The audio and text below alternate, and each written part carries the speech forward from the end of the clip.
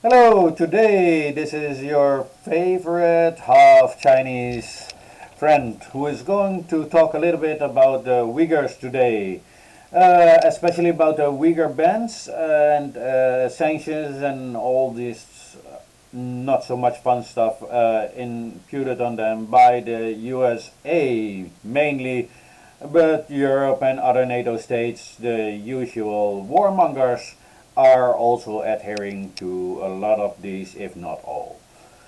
Why are they doing this? They say it is because of human rights. We're going to investigate a little bit on that, but we're mainly going to show you what's really behind it.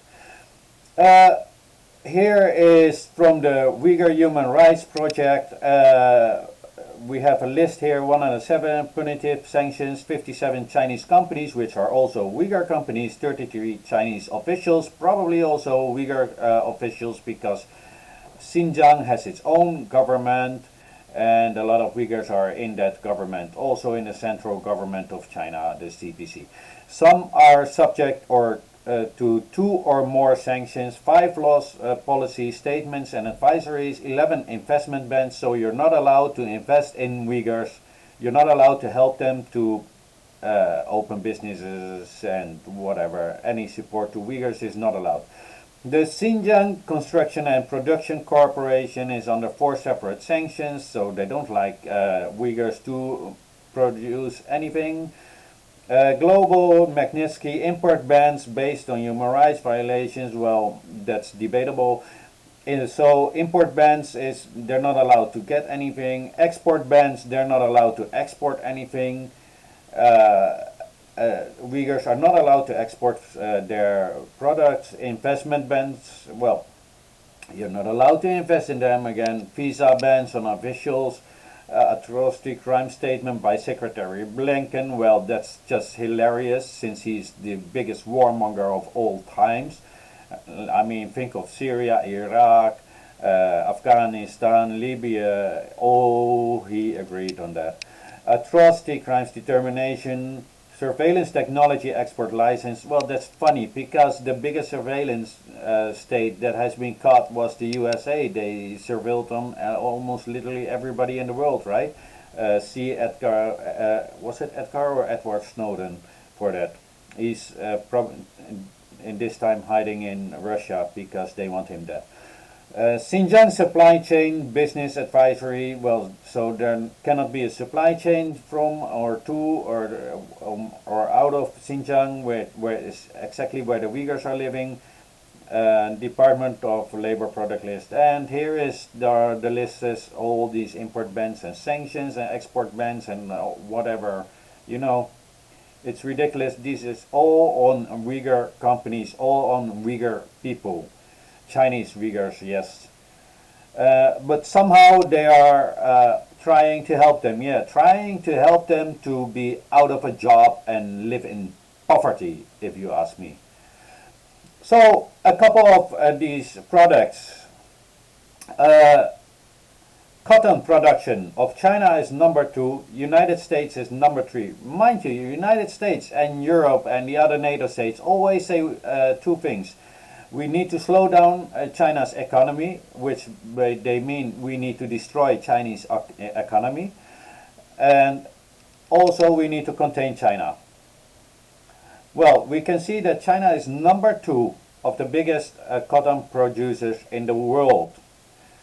6,178 and 318 tons.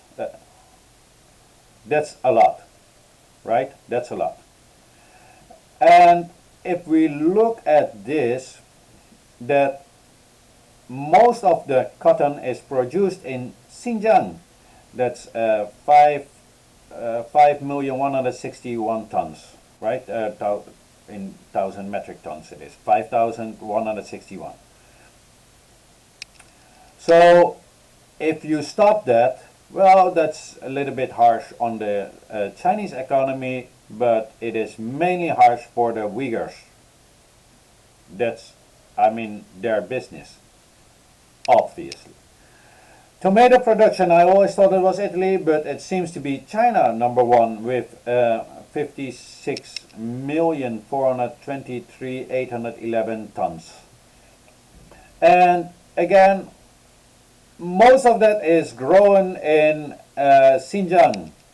Currently, over 300,000 Xinjiang farmers like Pai work to provide high quality processing tomatoes as raw materials for ketchup for the global market, and 80% of that is their export.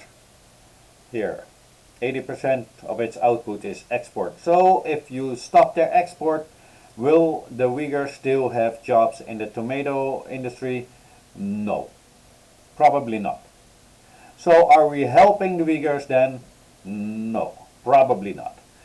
The other one is solar panels. They're great in solar panels. Xinjiang has historically been a major player in the solar industry with roughly 41% of the global manufacturing capacity of the crucial panel component polysilicon, according to Clean Energy Associates, that is.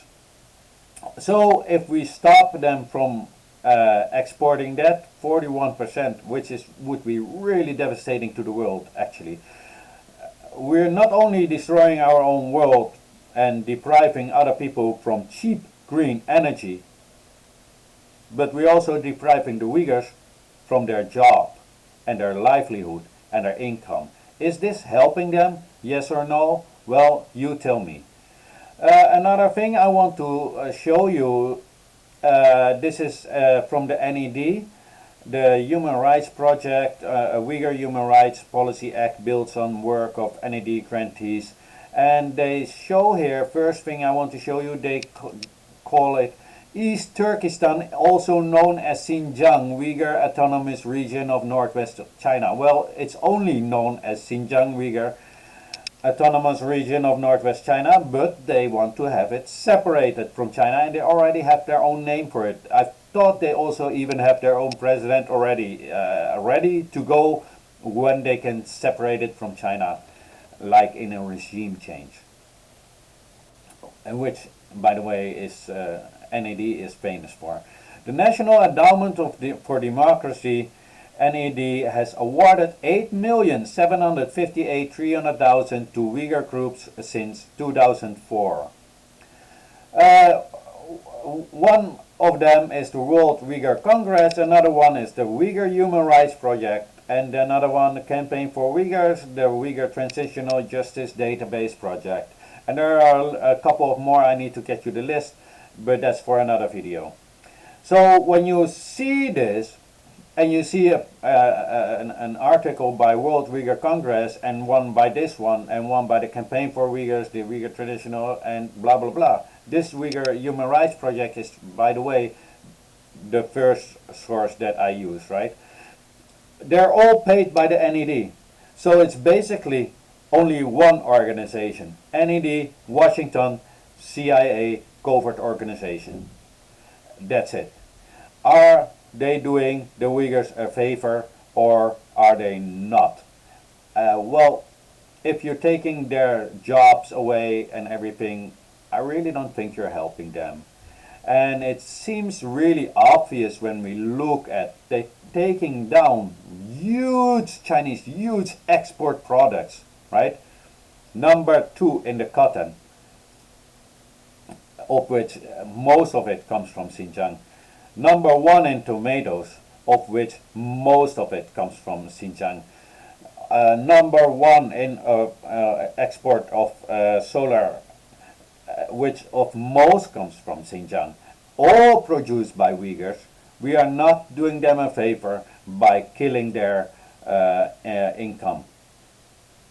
It is sad. It is sad. I want you to really just think of it. I put all the sources down. If you like the video, like it or subscribe. Thank you. Have a great day. Peace.